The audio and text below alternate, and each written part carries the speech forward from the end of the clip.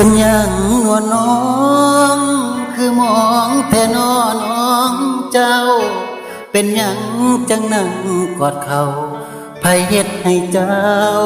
เศร้าราบอกให้เบิ่งดูเทียดยังถึงมีน้ำตายังมีอ้ายการด่าสองแขนพร้อมอาปลอบน้องเศร้าทอดว่าน้อง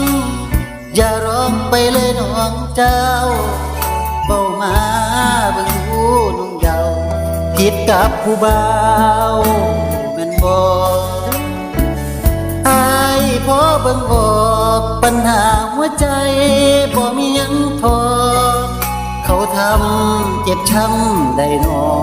จังมานั่งให้อยู่ข้างกอภัยขอเป็นตัวแทนจะเข้าได้บ่ถ้าบ่คือต่อผู้บ่า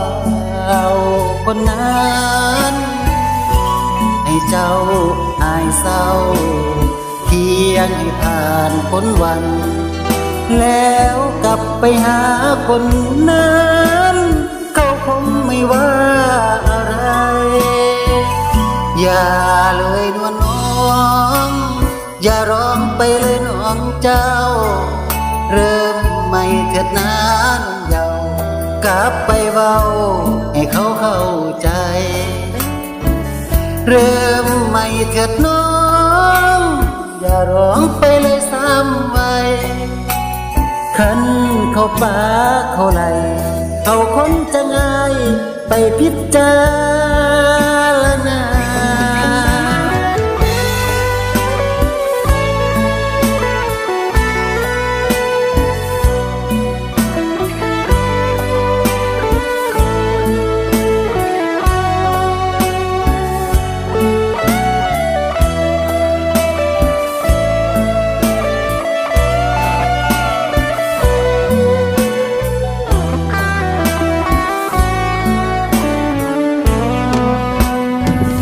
อย่า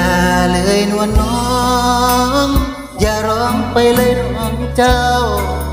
เริ่มใหม่เถิดนะน้องเยาว์กลับไปเว้าให้เขาเข้าใจเริ่มใหม่เถิดน้อ